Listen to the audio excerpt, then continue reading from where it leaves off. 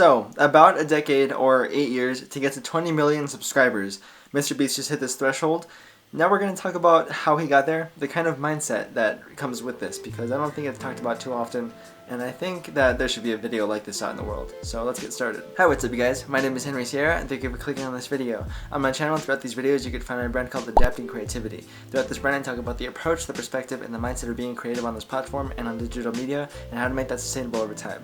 If that interests you, keep watching.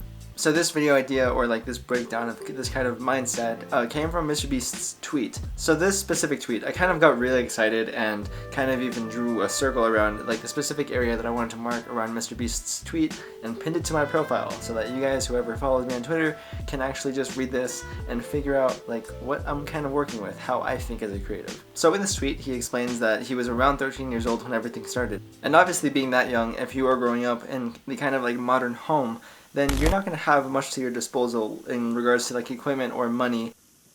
Running with scissors is not safe. Like he has said, when you are at that age, like who does?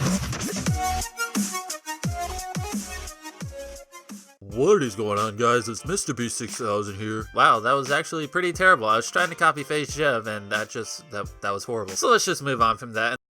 Then again, for the people that are his age, that was years ago, so it's like a different world now. Anyways, you guys get what I mean. So yeah, he explains this. He didn't really have a good computer. He had a really shitty laptop. He didn't have a microphone for good audio. All of these things that we all think are necessary for making YouTube content.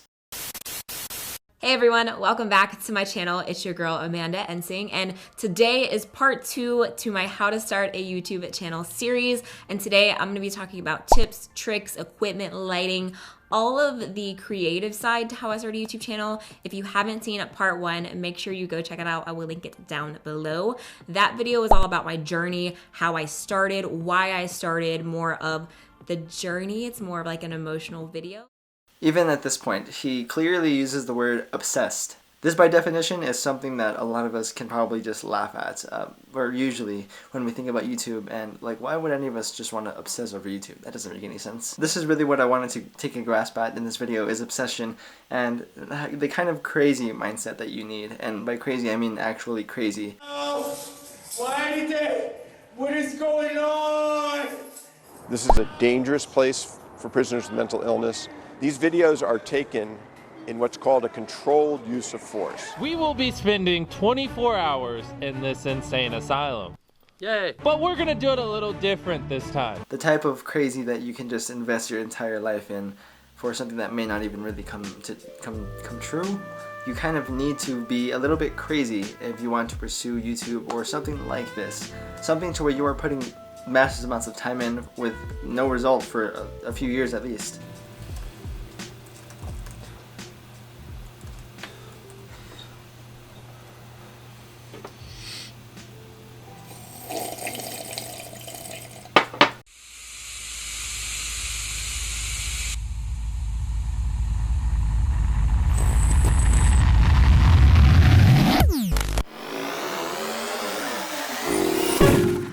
When we start YouTube channels, we make videos in hopes to get reactions initially, and this is not really the right way to do this because this is creating unrealistic expectations and entitlement, first of all. I've used this clip a couple of times, but with his Casey Neistat interview, if you take away anything from listening to, well, those kinds of actions that he took, I think you guys will find the underlying message, which is he did this purely out of fun and passion, purely out of just wanting to be creative and get fun ideas out there. This type of crazy is what has me spending the kind of money that I have with this equipment that I'm using for, well, furthering my film work. This is the kind of crazy mindset that makes me think that everything is logical, when really I have almost invested 2 years into a channel that has pretty much gone nowhere. I'm just building right now. And that is the kind of mindset that I think we all need, because that is how we will all keep going. And that is how, well, maybe in 8 to 10 years, if we keep going and make videos like MrBeast has, maybe we can get a chance.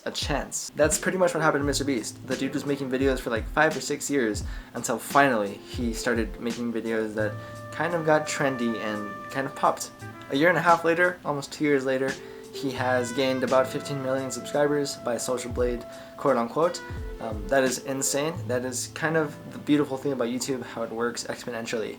So I want to know from you guys, do you guys agree with me that this kind of mindset is needed to pursue YouTube and to be successful on YouTube? Are you guys willing to kind of have that little bit of crazy in your mind? That way you can actually be persistent with this and not stop when you get no results. Okay, so without me rambling on, I will end this video here. I hope you guys have enjoyed, and I hope that some of you guys have taken something out of this kind of perspective of MrBeast. I think it is a rule of thumb, or kind of like even a mindset rubric that we should all be able to follow eventually. So MrBeast, Jimmy, congrats dude. I've actually made a few videos about you and you've commented on one of them. So if any of you guys want to go watch that playlist of MrBeast videos that I've made, go and feel free.